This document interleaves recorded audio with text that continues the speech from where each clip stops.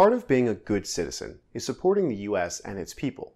For many, that means serving in the community, and for others, that means taking on a leadership role in the government. But for some individuals, there is a different calling. One of the most visible and important government services is the military. The U.S. Armed Forces keeps our nation safe, promotes democracy in other nations, and allows the U.S. to safely trade with the entire world. Let's take a close look today at what many consider to be the greatest service citizens can perform for their country.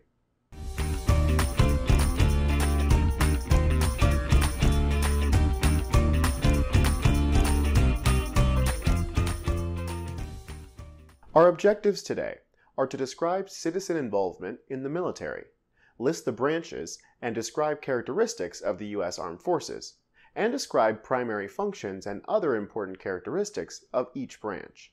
Fall in, troops!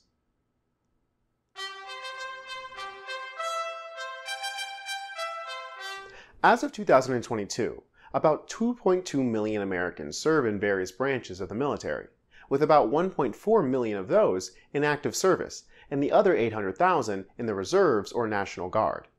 Something to consider. While most think of the military as those who are trained to defend our nation, which is true, each branch of the armed forces has job classifications for which they train individuals. For example, the Army alone has almost 200 career paths from which to choose. The opportunities range from combat-related jobs to those dealing with computers, mechanics, food services, or even financial management. If you have a job in mind, the military just might train you for it, and pay you while you learn. Joining the military is voluntary, not mandatory. The draft hasn't been used in the U.S. since 1973, and enlistment terms can be for periods as short as 2 years. While the armed forces is not for everyone, its multiple options offer opportunity for many to receive an education and to make a living, all while serving their country.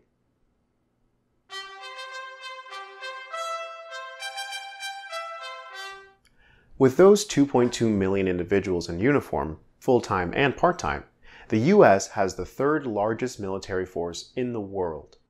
However, in terms of cost, the United States spends far more than any other country on national defense and the military. For example, in 2019, the U.S. spent more than $700 billion on the military and defense. In comparison, that was more than the next 10 nations combined. The result of that spending is that the U.S. Armed Forces is generally considered the most powerful military force the world has ever seen. Let's take a closer look at each branch.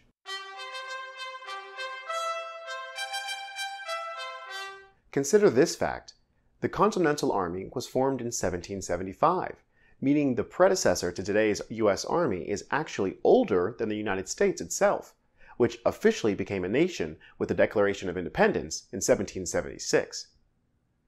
The Army is a land-based force that specializes in sustained combat operations on the ground. It's the largest branch of the U.S. military and provides protection for our country both here and abroad.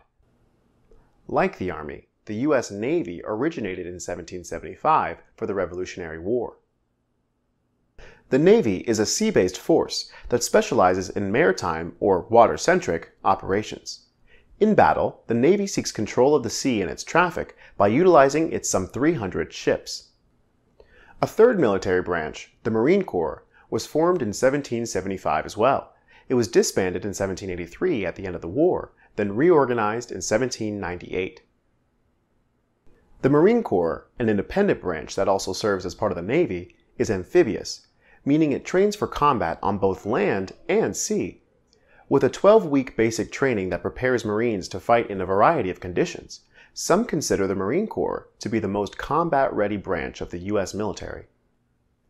The U.S. Air Force was formed in 1907, shortly after the invention of the airplane.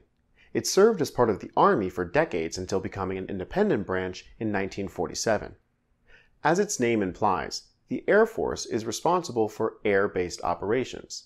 It defends the U.S. and its interest through air power and superiority. The other two military branches are even more specialized. The Coast Guard was founded in 1790 and provides maritime law enforcement on America's oceans, coasts, lakes, and rivers. They also provide security, defense, and search and rescue operations on the water. Operating under the Department of Homeland Security, the Coast Guard is the only branch of the military operating outside of the Department of Defense. However, it can be transferred to the Department of the Navy in wartime conditions. The newest branch, the Space Force, was created when it separated from the Air Force in 2019. As you might expect, the Space Force is tasked with missions to research mobility and communication in space, and to improve defense of the U.S. and its allies. The Space Force is also by far the smallest of the 6 branches. The Army is the largest branch with almost 500,000 soldiers, while the Navy and the Air Force each have well over 300,000 who serve.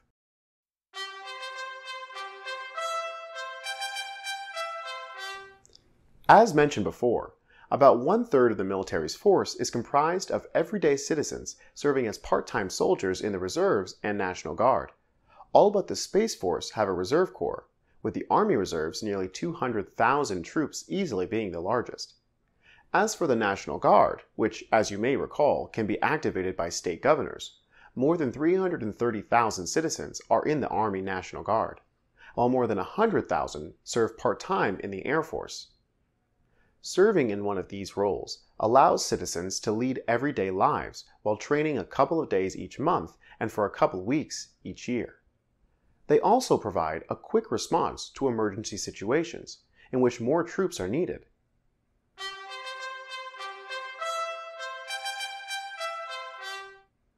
The U.S. Armed Forces are regarded as the top military force on the planet, a distinction that carries with it a great responsibility.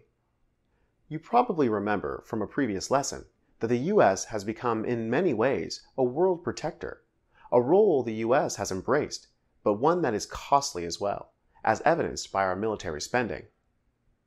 The U.S. has military bases in 85 foreign nations and territories around the globe to protect democracy, not just in the U.S., but worldwide.